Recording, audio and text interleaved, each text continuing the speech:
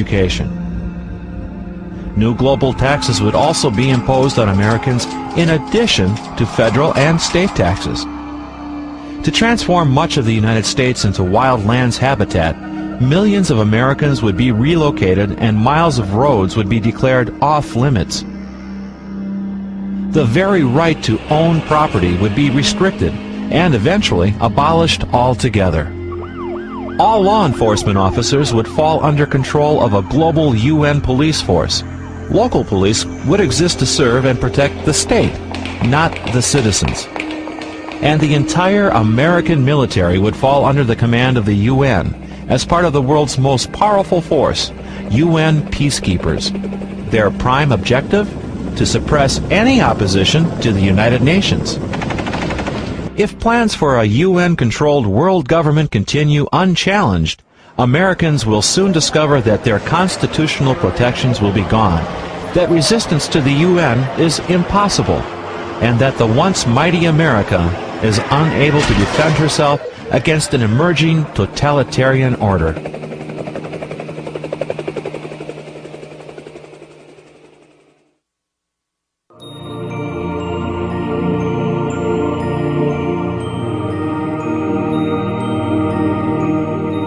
Opportunities to reverse America's course are abundant.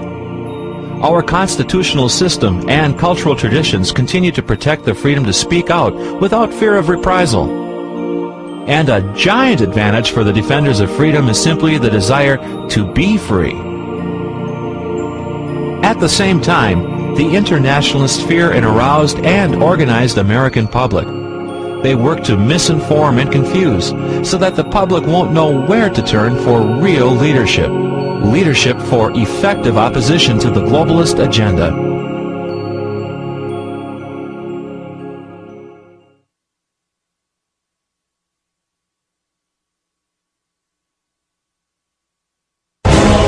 Rather than cutting at the ever-expanding branches of UN programs, wielding a sharp axe to the root of the UN tree would assure a more permanent result. In this case, the root of that tree is United States membership in the UN.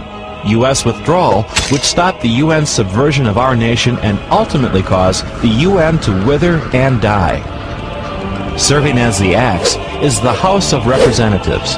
It has the power to kill U.S. membership in the UN simply by refusing to fund any part of the UN program.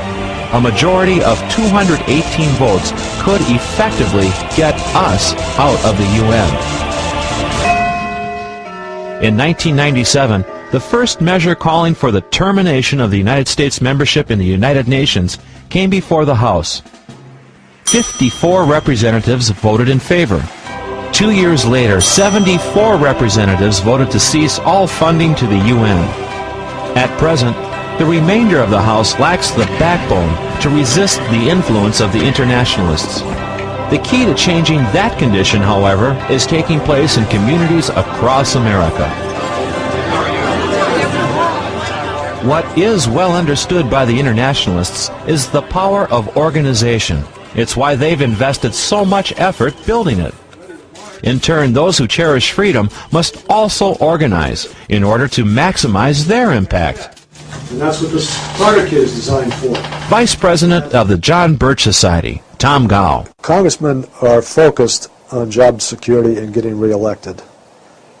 And the Founding Fathers intended it that way when they set up the House of Representatives to be responsive to the American people and their local communities. And the internationalists know that, and that's why they've invested so much time in trying to gain influence in the organs of mass communication so they can influence that public opinion. And it's very difficult for the congressmen to fight that influence, fight the heat and the emotion that's generated in the nightly news and whatnot, unless they have some means or see a voice for sanity that's reaching their constituents. And that's one of the roles of the John Birch Society, or a primary function of the John Birch Society, is to provide that voice. Informed constituent pressure is essential in order for Congress to sever UN ties. CEO of the John Birch Society, G. Vance Smith.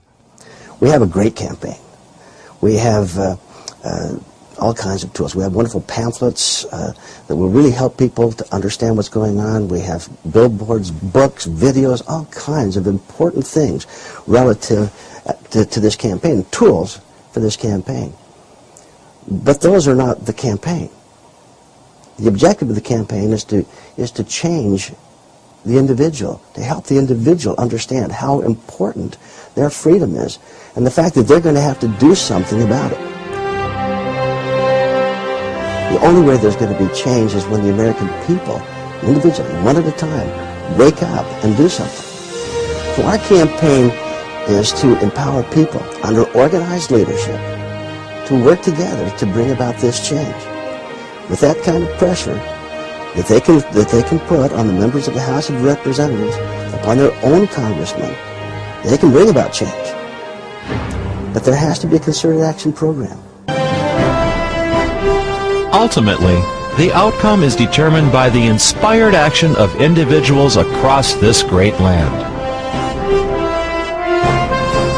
We really need the American people, while there is still time, to stand up for freedom and to stop the plans of the United Nations, and in fact to get us, the United States, out of the United Nations.